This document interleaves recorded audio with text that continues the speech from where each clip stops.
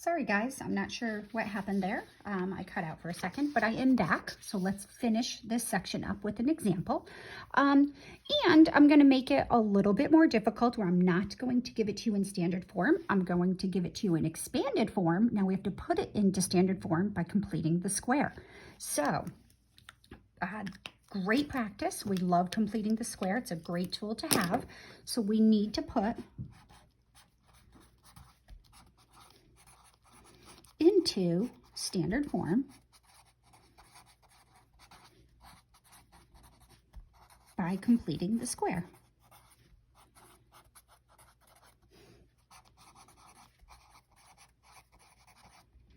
All right, so to complete the square, just like we did with the ellipse, we have to get our x and y terms together. So now here what I have to try to decide, is this going to be a vertical parabola or is it going to be a horizontal parabola? And let's look at the coefficients in front of x squared and y squared.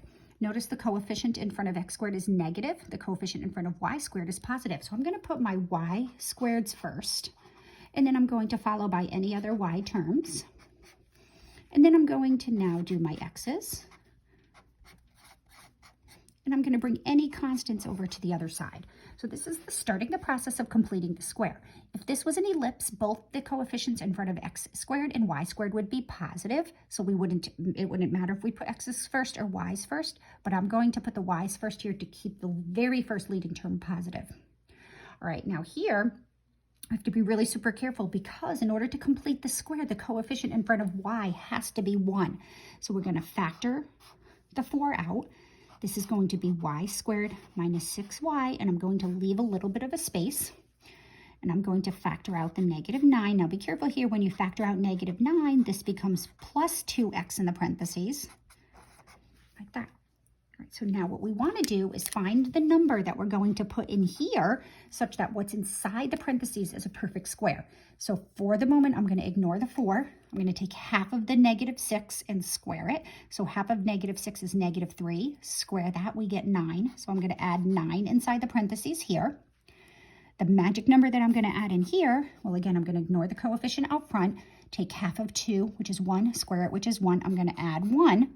But now be careful, you have to make sure that you add those numbers to the other side, but I'm not adding 9 and 1. So let's see. Why not? Well, I'm doing 4 times y squared plus 6y plus 9. So really what this is contributing is 36. I really added 36. A plus 9 inside the parentheses contributes a sum of 36. Where here, when I add that plus 1 inside the parentheses, this is going to contribute a minus 9. So what I have to do over on this side, I have to do 9 plus this 36 that we obtained from adding the plus 9 in the parentheses here, and then I have to subtract or add a negative 9. So really what we have is 4. Now I'm going to complete this square. It's going to be y minus 3 squared minus 9. X plus 1 squared equals 36. So now we're so close to having this in standard form because we want to have this side equal to 1. So I'm going to divide everything by 36. And we get y minus 3 squared all over 9 minus x plus 1 squared all over 4 equals 1. How about that? All right, so now it's in standard form. We can do everything we need to do. So let's bring this up here. Can you see it? Make sure it's all in view. Okay, get that. Just give me a little more room. All right. So my center, well, the x coordinate of my center is always opposite with what's with x. So negative 1, the y coordinate is going to be 3. So we're going negative 1 up 3. Right there is my center. Negative 1 and 3. So I know that b is equal to 3. A is equal to 2. All right. So A is always what's squared under the X part. B is always what's squared under the Y part. So I'm going to go 2 units to the right and the left of the center to draw my box. So if I start at -1 and I go over 2, the right side of my box is going to be at 1. The left side of my box is going to be at, I go 2 to the left, I'm going to be at -3. The top of my box, I'm going to go 3 units up. So the top of my box is going to be at 6. The bottom of my box will be on the x-axis, which doesn't always happen. So now I'm doing it's a vertical hyperbola.